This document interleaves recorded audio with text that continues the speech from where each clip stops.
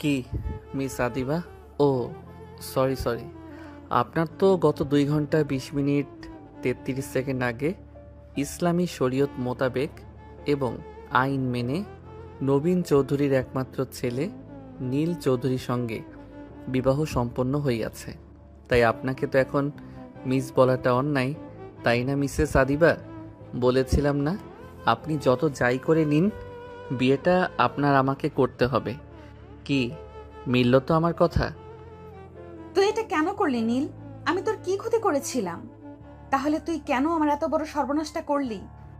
সর্বনাশ? কি বলছো এসব তুমি সুইটহার্ট? আমি তো আরও তোমাকে সর্বনাশ হওয়ার হাত থেকে বাঁচালাম। এর জন্য মিনিমাম কৃতজ্ঞতা বোধটুকু রাখো। একবার ভেবে দেখো তো, এখন যদি আমি তোমাকে বিয়ে না করতাম তাহলে তোমার এবং তোমার পরিবার এবং তোমার বাবা মার মান সম্মানটা কোথায় গিয়ে দাঁড়াতো? তুই ভুলে যাস না নীল, আমার পরিবার, আমার এবং আমার বাবা মায়ের সম্মান যাওয়ার পেছনে তুই দায়ী। সুইটহার্ট, কেন এমন অযথা কথা বলছো? আর এই তুমি আমাকে তুই বলছো কেন? অভদ্র মেয়ে, স্বামীর সঙ্গে কিভাবে কথা বলতে হয় জানো না? স্বামী মাই ফুট। তোকে আমি কখনো নিজের স্বামী হিসেবে মেনে নেব না। আর কিসের বিয়ে? কোন বিয়ের কথা বলছিস তুই? তুই যে মেয়ে, আমি বিয়ে মানি না, সেখানে তোকে স্বামী হিসেবে মানা তো ইম্পসিবল। জেগে জেগে স্বপ্ন দেখতে থাকো চান্দু, তোমার এই স্বপ্ন কখনো সত্যি হবে না। আমি আদিবা কখনোই তোকে স্বামী হিসেবে মেনে নেব না। সুইটহার্ট, আমাকে তো তোমার স্বামী হিসেবে মেনে নিতে হবে না। আমি জানি তুমি আমাকে স্বামী হিসেবে কখনো মেনে নিবে না। তো কি হয়েছে? আমি তো তোমাকে নিজের স্ত্রী হিসেবে মেনে নিয়েছি। এতেই আমাদের দুজনের সংসার শুধু চলবে না, দৌড়াবে। এই অসভ্য ছেলে, কি সব ফালতু কথা বলছিস তুই? তুই কি ভুলে গেছিস আমি তোর বন্ধুর বড় বোন? আর বন্ধুর বড় বোন মানে নিজের বোন, তাই সম্মান দিয়ে কথা বল। কিঞ্চিত ভুল বললে তুমি সোনা। তুমি আমার বন্ধুর বড় বোন ঠিক, কিন্তু আমার বড় বউ। জুতা চিনিস হারামজাদা ছেলে? জুতা দিয়ে পিটিয়ে তোকে সোজা করে দিব। তোকে ভালোই ভালোই বলছি, আমার সঙ্গে এসব ফালতু কথা বলা বন্ধ কর। আর এই ছেলে, তুই আমার ঘরে কি করছিস? বের হ বলছি, এক্ষুনি বের হ। তা না হলে ঝাড়ু দিয়ে পিটিয়ে তোকে বের করব। তোদের মতো লাফাঙ্গার অসভ্য ছেলেকে কিভাবে পিটিয়ে সোজা করতে হয় তাই আদিবা খান খুব ভালো করেই জানে। আমাকে পিটিয়ে নয় সুইটহার্ট, তোমার আদর দিয়ে সোজা করতে হবে। তুই এই স্বপ্ন দেখতে থাক, আমি কখনোই তোকে আমার স্বামী হওয়ার অধিকার দিব না। তুই নিজে যদি কখনো আমার স্বামী হয়ে অধিকার নিয়ে আমার সামনে আসিস, আমার থেকে খারাপ কিন্তু কেউ হবে না। নিজের ভালো চাস তো সবসময় আমার থেকে দূরে থাকবি। তোর লজ্জা করতেছে না নিজের বন্ধুর বড় বোনকে এইসব অসভ্য কথা বলতে? না গো, আমার একদমই লজ্জা করছে না। আমার লজ্জা করছে না কারণ তুমি এখন শুধু আমার বন্ধুর বড় বোন না, তুমি এখন আমার বিয়ে করা হালাল বউ। তাই তোমার সাথে অসভ্যতামি করলে পাপ হবে না, বরং পূর্ণ হবে। আর তুমি বারবার এটা কেন ভুলে যাচ্ছ? তোমার সাথে যদি অসভ্যতামি না করি তাহলে আমার বংশ বৃদ্ধি হবে কি করে? আমার নেক্সট জেনারেশনের আসতে এমনি অনেক দেরি হয়ে গেছে। এখন যদি তোমার সাথে অসভ্যতামি না করি আর তাদের আসতে যদি আরও দেরি হয়ে যায়, তাহলে তারা তো পরে আমার দিকে আঙুল তুলবে। তারা তো বলবে, বাবা, সব দোষ তোমার। তুমি কেন সময় মতো আমাদেরকে পৃথিবীতে আনতে পারোনি? তোমার জন্য আমাদের স্কুলে ভর্তি হতে দেরি হয়ে গিয়েছে, আমরা পড়াশোনায় পিছিয়ে গিয়েছি। তখন আমি তাদের কি জবাব দিব? একবারও কি তা ভেবে দেখেছো? অসভ্য বর্বর ইতর ছেলে কোথাকার! তুই আমার সামনে থেকে সরে যা নীল, না হলে আমার থেকে খারাপ কিন্তু কেউ হবে না। এমনি তুই আমার অনেক ক্ষতি করেছিস, দয়া করে আমাকে আর বিরক্ত করিস না। দেখ, যা হওয়ার তা হয়ে গেছে, এখন তা ফেরানোর কোনো রাস্তা নেই। তবে ভবিষ্যতে যা হবে তা আমাদের হাতে রয়েছে। এখন আমাদের দুজনকে কোনো একটা সিদ্ধান্ত নিতে হবে। এক্স্যাক্টলি, আমিও তো তোমাকে তখন থেকে এটাই বোঝানোর চেষ্টা করছি যে আমাদের তো বিয়েটা হয়ে গিয়েছে, এখন পিছু ফেরানোর আমাদের কোনো উপায় নেই। তো এটাই সব থেকে ভালো হয় নাকি আমরা যদি সব কিছু মেনে নিয়ে নিজেদের মতো করে জীবনটাকে নতুন করে শুরু করি? দেখো আদিবা, আমি সত্যি তোমাকে অনেক ভালোবাসি। এতদিন ছোট ভাইয়ের বন্ধু পিচ্চি পিচ্চি বলে অনেক তুমি আমাকে নিজের থেকে আলাদা করে রেখেছ, কিন্তু আর না, আমি আর আমার ভালোবাসা থেকে বঞ্চিত হব না। তোমাকে আমার প্রাপ্য, আমার ভাগের ভালোবাসা আমাকে দিতে হবে। এই ছেলে, এই তুই নিজেকে বলছি, সেটা নিজেই শুনছিস? আমি অনেক বেয়াদব দেখেছি, কিন্তু তোর মতো অসভ্য বেয়াদব কোথাও দেখি নাই। তুই তো জানিস আমি মেহেদিকে ভালোবাসি, তুই জানিস আমি মেহেদিকে ছাড়া বাঁচতে পারবো না। তাহলে কেন তুই এমনটা করলি? কেন তুই আমার এই সর্বনাশটা করলি? কেন তুই আমাকে মেহেদির থেকে আলাদা করে দিলি? কি অন্যায় ছিল আমার? কি ক্ষতি করেছিলাম আমি তোর? আর রইল বাকি ভালোবাসার কথা, তাহলে কান খুলে শুনে রাখ। আমি আগেও মেহেদিকেই ভালোবাসতাম, এখনো মেহেদিকেই ভালোবাসি এবং ভবিষ্যতেও মেহেদিকেই ভালোবাসবো। আমার জীবনে যত ভালোবাসা আছে সব মেহেদির জন্য। তাই আমার সঙ্গে এসব অসভ্যতা অভদ্রতা বন্ধ কর। নীল, তোকে তো আমি অনেক স্নেহ করতাম। তোকে আর আবিরকে আমি কখনো আলাদা করে দেখিনি। আমি কি কখনো তোকে এমন কোনো ইঙ্গিত করেছি যার জন্য তোর মনে আমার প্রতি এরকম কোনো চিন্তা ভাবনা ধারণ করতে পারিস? আদিবা, তুমি ভুলে যেও না, এখন কিন্তু আমি আর তোমার ছোট ভাইয়ের বন্ধু নীল নই। তুমি মানো আর না মানো, এখন তুমি আমার স্ত্রী এবং আমি তোমার স্বামী। তাই তুমি আমার সম্পর্কে এসব ধারণা রাখতে পারো না। আর তুমি আমাকে বেয়াদব বলছো? তুমি তো বেয়াদব নারীর মতো স্বামীর সামনে দাঁড়িয়ে পরপুরুষকে ভালোবাসার কথা বলছো। আমি ভালো আছি, আমাকে ভালো থাকতে দেওয়া। আদিবা, আমাকে খারাপ হতে বাধ্য করো না। আমি তোমাকে সাবধান করছি, এরপরে আর সুযোগ দিব না। আর কখনো যদি ভুল করেও তুমি আমার সামনে অন্য কোনো ছেলেকে ভালোবাসার কথা বলো, তাহলে আমার থেকে খারাপ কিন্তু আর কেউ হবে না। আমি তোমাকে কথা দিচ্ছি। তাই নাকি? তাহলে আমি 100 বার বলবো, 1000 বার বলবো, বারবার বলবো, আমি মেহেদিকে ভালোবাসি, আমি মেহেদিকে ভালোবাসি, আমি মেহেদিকে ভালোবাসি। আদিবা আর তার বাকি কথা শেষ করতে পারল না। নীল তাকে বাকি কথা শেষ করতে দিল না। আদিবা যখন নীলের সামনে দাঁড়িয়ে অন্য কোনো ছেলেকে ভালোবাসার কথা বলছিল, তখন নীল প্রচণ্ড রেগে যায় এবং সে রাগে নিজের হিতাহিত জ্ঞান শক্তি হারিয়ে ফেলে এবং সে রাগের বশে কি করছে সে নিজেও জানে না। আদিবা যখন মেহেদিকে ভালোবাসার কথা বলছিল, তখন নীল ঝড়ে বেগে এসে আদিবার উপর আক্রমণ শুরু করে।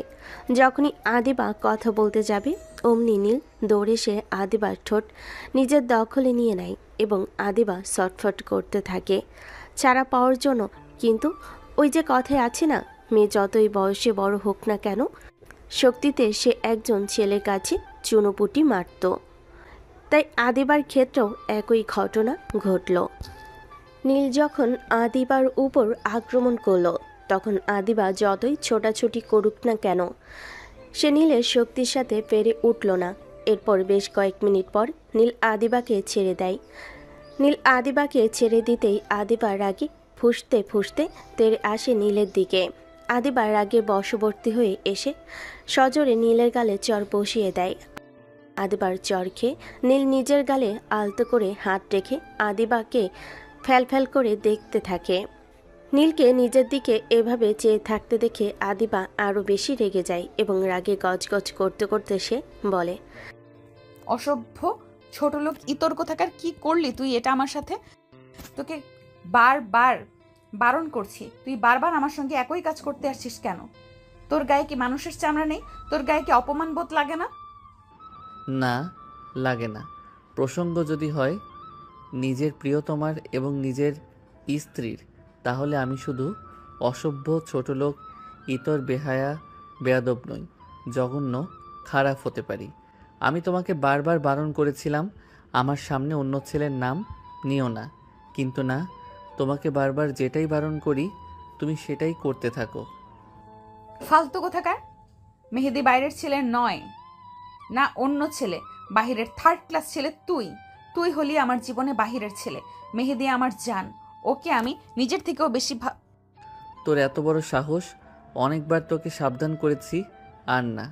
এরপরে তোমার সাথে যা হবে এর জন্য তুমি আমাকে দায়ী করতে পারবে না, এই পুরো দায়ভার তোমার। আদিবা কথা শেষ হওয়ার আগেই নীল সজোরে আদিবার গালে একটা চর মারে। এরপর রাগের বশবর্তী হয়ে হুট করে আদিবার গলা চেপে ধরে এবং দাঁতে দাঁত পিষে তাকে থ্রেট করে। আদিবা এতক্ষণ বোকার মতো ফ্যালফ্যাল করে নীলের দিকে চেয়েছিল। সে হয়তো ভাবতেও পারেনি নীল এমন কিছু করবে। কারণ এখনো পর্যন্ত যতবার তার সঙ্গে নীলের কথা হয়েছে, নীল সবসময় তার সঙ্গে মজা করে হাসি খুশিভাবে কথা বলেছে, কখনো তার সামনে রুট ব্যবহার করেনি। হঠাৎ করে নীলের এমন ব্যবহার দেখে আদিবা নিজেও বেশ চমকে যায়। সে শুধু নীলের মুখের দিকে চেয়ে থাকে, কিন্তু কোনো কথার উত্তর দিতে পারে না। আর নীল এতটাই রেগে গিয়েছে যে তার ফর্সা মুখশ্রী একদম লাল হয়ে গিয়েছে। সে নিজেও আর কোনো কথা না বলে হঠাৎ করে আদিবাকে আক্রমণ করে বসে। নীল হঠাৎ করে আদিবার মাথার চুল আঁকড়ে ধরে আদিবার ঠোঁট নিজের ঠোঁটের সাথে মিশিয়ে দেয়। এবার শুধু আঁকড়ে ধরে না, বরং রাগের বশবর্তী হয়ে কামড়াতে থাকে। আর আদিবা ব্যথায় ছটফট করতে থাকে। নীল এতটাই হিংস্র হয়ে গিয়েছে যে আদিবার যে কষ্ট হচ্ছে সেটা তার নজরে হয়তো আজ আর আসছে না। যেই আদিবা একটু উফ শব্দ করলে নীলের অন্তরাত্মা উড়ে যেত। সে আদিবা এখন এত কষ্ট পাচ্ছে, তার চোখ দিয়ে পানি পড়ছে, তারপরও নীলের যেন কোনো ভ্রুক্ষেপ নেই। এক পর্যায়ে আদিবার পরনের শাড়ির আঁচল খামছে ধরে এবং আদিবা কিছু বুঝে ওঠার আগে তা টান দিয়ে আদিবার শরীর থেকে খুলে নেয়। আদিবাকে কোনো প্রতিক্রিয়া করার সুযোগ না দিয়ে আদিবার শরীরের উপর নীল নিজের অধিকার এবং বিচন শুরু করেন। আস্তে আস্তে নীল আদিবার পুরো শরীর নিজের দখলে নিয়ে আসে এবং আদিবার উপর নিজের অধিকার জাহির করে। আদিবা প্রথমে নিজেকে বাঁচানোর অনেক চেষ্টা করলেও সে নীলের সঙ্গে পেরে ওঠে না। এক পর্যায়ে আদিবা কষ্টে জর্জরিত হয়ে যায়, কিন্তু এতেও নীলের যেন কোনো রকমের কোনো মায়া হয় না। আদিবার উপর সে যেন আজকে হিংস্র প্রাণীতে পরিণত হয়েছে। এরকম কয়েক ঘন্টা আদিবার উপর অত্যাচার করার পর নীল আদিবাকে ছেড়ে দেয় এবং আদিবার পাশে শুয়ে পড়ে। এদিকে আদিবা ব্যথায় জীর্ণশীর্ণ শরীর নিয়ে বিছানার এক কোণেই পড়ে থাকে। আজ আদিবার কান্না পাচ্ছে, প্রচুর কান্না পাচ্ছে। কেন যেন বারবার তার মেহেদির চেহারাটা চোখের সামনে ভেসে উঠছে। কি জবাব দেবে সে মেহেদিকে? কিভাবে সে মেহেদিকে বলবে সে তার মেহেদির ভালোবাসার মান রাখতে পারেনি? আজ কেন যেন আদিবার নিজের ওপর, নিজের শরীরের উপর প্রচণ্ড ঘৃণা হচ্ছে। আদিবা বেশ কিছুক্ষণ কান্না করতে থাকে, প্রচণ্ড কান্না করতে থাকে। নীল তার আর নিজের মধ্যে এতক্ষণ আদিবার সাথে পশুর মতো আচরণ করে নিশ্চিন্তে ঘুমাচ্ছে, যেন এতক্ষণ কিছুই হয়নি। আদিবা অনেক কষ্টে উঠে ওয়াশরুমে যায় এবং শাওয়ারের নিচে বসে পাগলের মতো নিজের শরীর ডলতে থাকে, যেন তার শরীরের কোনো জঘন্য ময়লা লেগে আছে এবং তা তুলে ফেলার জন্য সে আপ্রাণ চেষ্টা করে যাচ্ছে। এভাবে কয়েক ঘন্টা শাওয়ারের নিচে বসে থাকার পর হুট করে চারপাশ থেকে ফজরের আজানের ধ্বনি তার কানে আসে। নীল পাশ ফিরে দেখে তার পাশের বিছানা ফাঁকা। হঠাৎ করে নীলের ঘুম উড়ে যায় এবং সে বসে ভাবে আদিবা কোথায় গেল। এমন সময় ওয়াশরুম থেকে পানির আওয়াজ আসলে বুঝতে পারে আদিবা ওয়াশরুমে গিয়েছে। নীল এবার কিছু একটা ভেবে ওয়াশরুমের কাছে যায় এবং ওয়াশরুমের দরজা নক করতে থাকে। আদিবা, আদিবা, প্লিজ সুইটহার্ট, দরজা খোলো। দেখো আমি সরি, আমাকে ক্ষমা করে দাও। আমি সত্যি এমনটা করতে চাইনি। তুমি আমাকে বাধ্য করেছো। তোমাকে তো বারবার বলো তুমি দয়া করে আমার সামনে কোনো ছেলের নাম নিও না, কিন্তু না, তুমি বারবার একই ভুল করো। এই কলিজা, প্লিজ দরজা খোলো। দেখো আমি জানি আমি তোমার সাথে অন্যায় করেছি, এর জন্য তুমি আমাকে যা শাস্তি দিবে আমি মাথা পেতে নেব, তাও প্লিজ দরজাটা খোলো। নীল এভাবে অনেকক্ষণ ডাকাডাকি করার পরও আদিবা নীরব থাকে। আদিবার এমন নীরবতা নীলের মনে ভীষণ ভয় সৃষ্টি করে। নীল মনে মনে ভাবে, আদিবা রাগের বশবর্তী হয়ে আবার উল্টাপাল্টা কিছু করে বসলো না তো?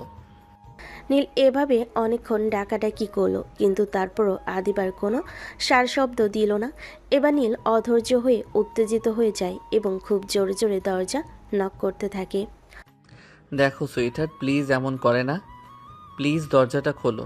দেখো আদিবা, তুমি যদি এক্ষুনি দরজাটা না খোলো তাহলে কিন্তু আমি দরজা ভেঙে ফেলবো। প্লিজ আদিবা, দরজা খোলো।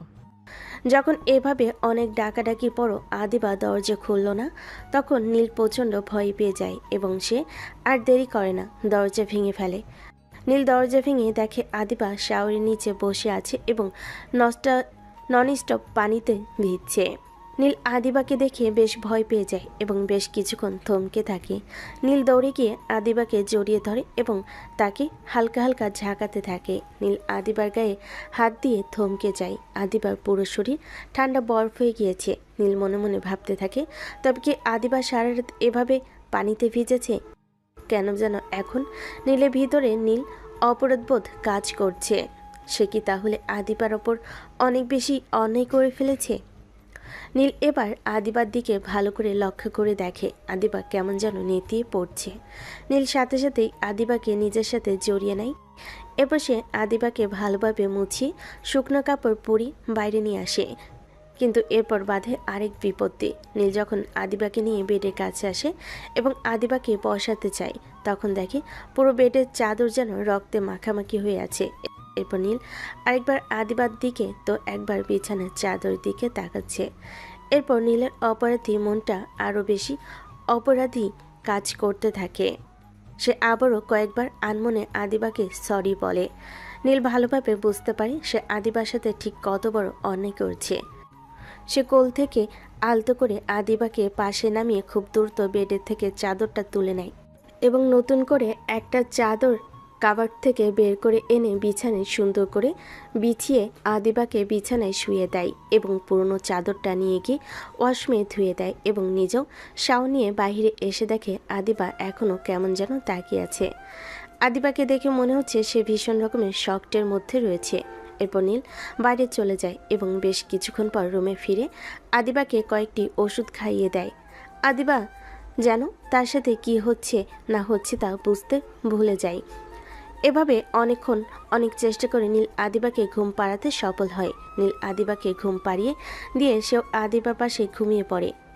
সকাল 10টার সময় দরজার কড়া শব্দে নীলের ঘুম ভেঙে যায় এবং সে পাশে তাকিয়ে দেখে আদিবা এখনও ছোট্ট বাচ্চাদের মতো গুটিসুটি মেরে ঘুমিয়ে আছে এবং আদিবার চোখের পাশ দিয়ে পানির রেখা দেখে বোঝা যাচ্ছে আদিবা কান্না করছে। নীল আস্তে করে আদিবার পাশ থেকে উঠে গিয়ে দরজা খুলে দেয় এবং দাঁড়িয়ে দেখে আদিবার ছোট ভাই আদি দাঁড়িয়ে আছে। কিরে শালা বাবু, তুই এখানে?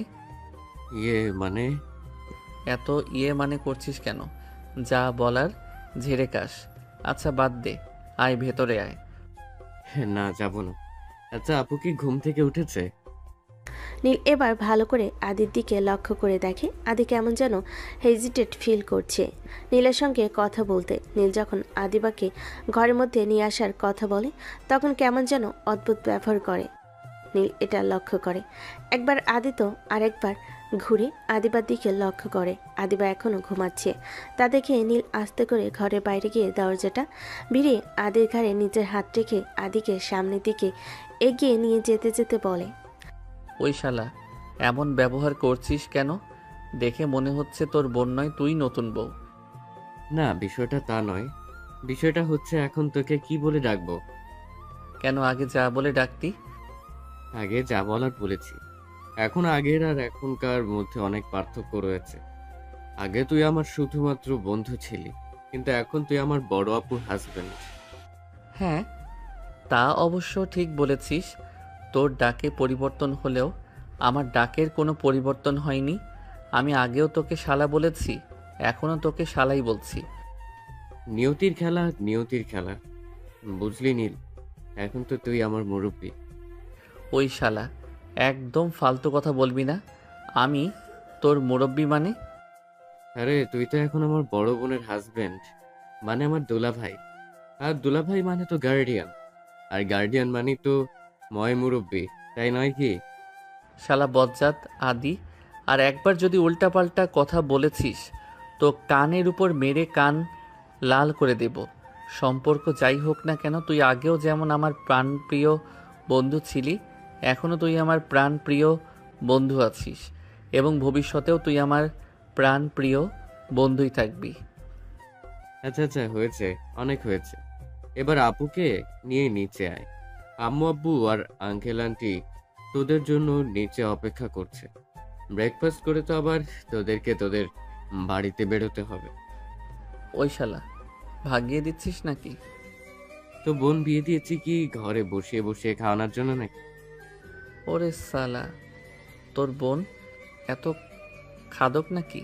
তাই বোনকে আমার ঘাড়ে ঝুলিয়ে দিলি। ঝুলিয়ে দিয়েছি নাকি? তুই চিনিয়ে নিয়েছিস। শোন নীল, ঘটনা যাই হোক, সত্যি তুইও জানিস আমিও জানি কিভাবে কোন পরিস্থিতিতে এবং কেন তোর আর আপুর বিয়ে হয়েছে। শোন, আমি জানি তুই আমার আপুকে অনেক ভালোবাসিস এবং তুই আমার আপুকে অনেক ভালো রাখবি, এতে কোনো সন্দেহ নেই। তবে যদি কখনো কোনো কারণে কোনো পরিস্থিতিতে দেখি তুই আমার আপুকে বিন্দু পরিমাণ কষ্ট দিয়েছিস, তাহলে ওই দিন তোর বাড়িতে আমার আপু শেষ দিন হবে। কথাটা মাথায় রাখিস। আর হ্যাঁ, এটা কিন্তু আমার থ্রেট নয়, সতর্ক বার্তা। আমি তোদের সকলের মান রাখার চেষ্টা করব। এর জন্য যদি আমার নিজের জীবনও দিয়ে দেওয়া লাগে আমি তাও উৎসর্গ করব। ধন্যবাদ আদি, তোকে অসংখ্য ধন্যবাদ। তুই যে আমাকে বুঝেছিস এবং আমার ভালোবাসাটাকে বুঝে তাকে সম্মান জানিয়ে তুই আমাকে সাহায্য করেছিস তোর বোনকে নিজের করে পেতে। এর জন্য তোকে অসংখ্য ধন্যবাদ। আমি সারা জীবন তোর কাছে ঋণী থাকবো, এই জন্য যে তুই আমাকে বেঁচে থাকার সম্বল তুলে দিয়েছিস। আপুকে নিয়ে নিচে আয়। আদি নীলকে আর কিছু বলার সুযোগ না দিয়ে আদিবাকে নিচে নিয়ে আসার কথা বলে এবং চলে যায়। নীল কিছুক্ষণ আদির যাওয়ার দিকে তাকিয়ে থেকে সেও আদিবার কাছে ফিরে যায়। নীল ঘরে ফিরে এসে দেখে আদিবা এখনো ঘুমিয়ে আছে। তাই নীল আস্তে আস্তে আদিবার কাছে গিয়ে আদিবার মাথার কাছে বসে। আদিবার মাথাটা নিজের কোলের উপর নিয়ে হালকা করে বিলি কেটে দিতে থাকে। হঠাৎ কারোর এমন কোমল মায়াবী স্পর্শে আদিবার ঘুম হালকা হয়ে যায়। এরপর সে আস্তে আস্তে চোখ খুলতেই তার চোখের সামনে ঝাপসা দেখে। পরিস্থিতি বুঝতে আদিবার বেশ কয়েক মিনিট সময় লাগে। এরপর যখন তার মস্তিষ্ক সক্রিয় হয় এবং সে অনুধাবন করে গতকাল থেকে এখন পর্যন্ত তার সাথে ঠিক কি হয়েছে এবং সাথে সাথে উঠে বসে এবং নীল কিছু বুঝে ওঠার আগে তাকে সজোরে ধাক্কা মেরে নিচে ফেলে দেয়। আদিবার এমন হঠাৎ আক্রমণে নীল ভ্যাবাচাকা খেয়ে যায়। নীল প্রথম কিছু বুঝে উঠতে না পারলেও হঠাৎ মেঝেতে পড়ে তার কোমর এবং পায়ে বেশ খানিকটা আঘাত পায়। অসভ্য ছোট লোক জানোয়ার কোথাকার! তোকে তো আমি এতদিন শুধু বাচ্চা ভেবে ইগনোর করে গেছি, কিন্তু তোর মনে মনে যে এতটা শয়তানি, তুই যে এত বড় জানোয়ার, যদি আগে জানতাম তাহলে কখনোই তোকে আমি আমার আশেপাশে ঘেঁষতেও দিতাম না। তুই কি করে পারলি আমার এত বড় সর্বনাশ করতে পারলি? মেহেদি তো এখন কখনোই আমাকে মেনে নিবে না, আর ও মেনে নিল আমি বা কি করে তার সামনে গিয়ে দাঁড়াবো? কিভাবে বলবো আমি তার ভালোবাসার মর্যাদা দিতে পারিনি? আমি পারিনি নিজেকে রক্ষা করতে তোর মতো পশুর হাত থেকে। আমি কি করে তাকে বলবো আমি আমার সর্বস্ব হারিয়েছি? না, আমি পারবো না, কখনোই পারবো না মেহেদিকে ঠকাতে। আর ওকে ছাড়া বেঁচে থাকাও আমার পক্ষে সম্ভব না। তুই কেন করলি আমার সঙ্গে এটা? আমি যে আর বেঁচে থাকতে পারবো না, যে মুখ আমি মেহেদিকে দেখাতে পারবো না, সেই জীবন রেখে আমার কোনো লাভ নেই। দেখো আদিবা, আমি জানি আমি ভুল করেছি। ভুল? তাই ভুল করেছিস, তুই অন্যায় করেছিস, জঘন্য অন্যায়। তোকে তো আমি কখনোই ক্ষমা করব না, এই জীবনে তো পারবোই না। দেখো তুমি শান্ত হও। আমি জানি আমার দ্বারা কাল একটা অন্যায় হয়ে গিয়েছে, কিন্তু এখন তো কিছু করার নেই। আর তাছাড়া একদিক দিয়ে দেখতে গেলে আমি কোনো অন্যায় করিনি, কারণ তুমি এখন শরীয়ত মোতাবেক আমার স্ত্রী, আইন মোতাবেক আমার স্ত্রী। তাই তোমার উপর আমার সম্পূর্ণ অধিকার আছে। আমি কোনো অন্যায় করিনি, বরং অন্যায় করেছো তুমি, এবং বারবার করছো। নিজের স্বামীর সামনে বারবার অন্য একটা ছেলেকে ভালোবাসার কথা বলছো, এটা কি অন্যায় নয়? স্বামী? কিসের স্বামী? কে মানে তোকে স্বামী? ভুলে যাস না, তুই শুধু কালকে আমার সঙ্গে একটা অন্যায় করিসনি, তুই গতকাল আমার পুরো জীবনটা বরবাদ করে দিয়েছিস। তুই পরিকল্পনা করে আমাকে বিয়ে করেছিস। আমি তোকে কখনো নিজের স্বামীর মর্যাদা দেব না। আর বাকি রইল অধিকারের কথা। অধিকার তো মানুষ তখন পায় যখন বিপরীত পাশের মানুষের প্রতি সম্মান থাকে।